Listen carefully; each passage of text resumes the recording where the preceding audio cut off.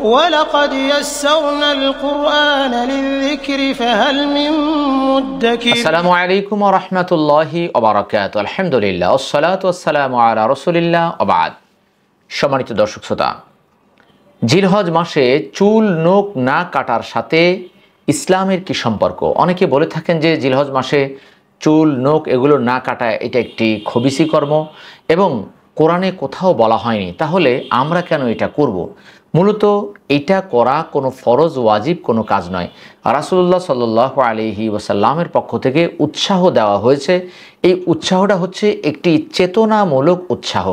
যেমন আমরা অনেক সময় এরকম চেতনামূলক অনেক কাজ করে থাকি। আমাদের কোনো সন্তান যদি অসুস্থ থাকে, আমরা বলি যে আমার সন্তান সুস্থ না হওয়া পর্যন্ত আমি ভালো ভালো এই খাবারগুলো খাবো না, কেননা আমার সন্তান আমার সাথে ভালো ভালো খাবারগুলো খেত। মূলত ভালো খাবার খাওয়া তার জন্য নাজায়েজের কোনো বিষয় নয়, নাজায়েজ ছিল না। সে এটা গ্রহণ করেছে তার সন্তানের সাথে সহমর্মিতা প্রকাশ করার জন্য। ঠিক তেমনিভাবে যারা কোরবানি করবেন তাদের ভিতরে এই চেতনাটা যেন আসে যে আমি কোরবানি দিচ্ছি আল্লাহর জন্য।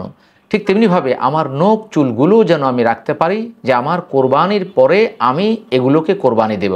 অর্থাৎ প্রতিটা মুহূর্তে আমি যখন আমার নখ দেখব, প্রতিটা মুহূর্তে আমি যখন আমার অন্যান্য পশমগুলো দেখব, তখন আমি বুঝতে পারবো যে আমি এই বছর কোরবানি দিচ্ছি এবং আল্লাহর জন্য আমি কোরবানি দিচ্ছি। এটা মূলত চেতনার একটি বহিঃপ্রকাশ।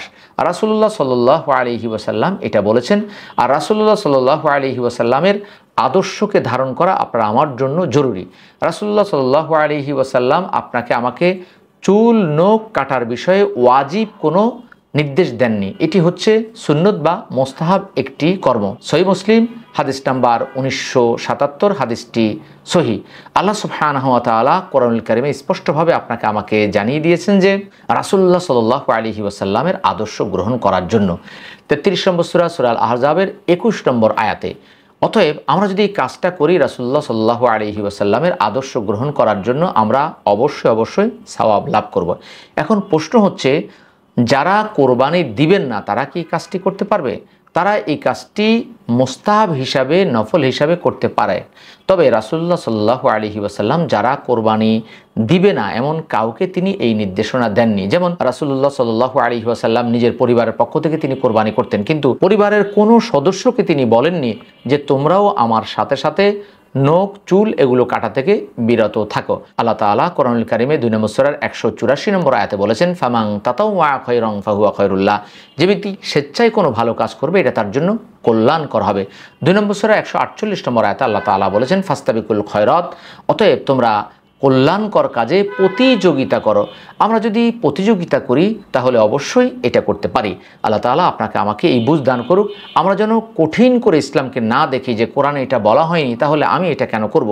রাসূলুল্লাহ সাল্লাল্লাহু আলাইহি ওয়াসাল্লাম তিনি এটা করেছেন বা করার জন্য আমাদেরকে উৎসাহ প্রদান করেছেন, তিনি ফরজ ওয়াজিব করেননি। অতএব এটা করায় কোনো দোষ নেই এবং এই বিষয়গুলো খোঁজাও আমাদের জন্য জায়েজ নয় যে কোরআনে নেই তাহলে আমরা কেন করব। কোরআনে তো অনেক কিছুই নেই। কোরআনে তো আমাকে এটাও বলা হয়নি যে তুমি এইভাবে সুন্দর করে জামার উপরে একটা কোট পরো, তোমার সামনে একটা ল্যাপটপ রাখো, এইভাবে তো নির্দেশনা দেওয়া হয়নি। অতএব কোরআনে নেই এই কথা বলে সুন্নাহর সাথে সংঘর্ষ বাঁধানোর চেষ্টা আমরা করব না। আল্লাহ তাআলা আমাদেরকে তৌফিক দান করুক। আমিন।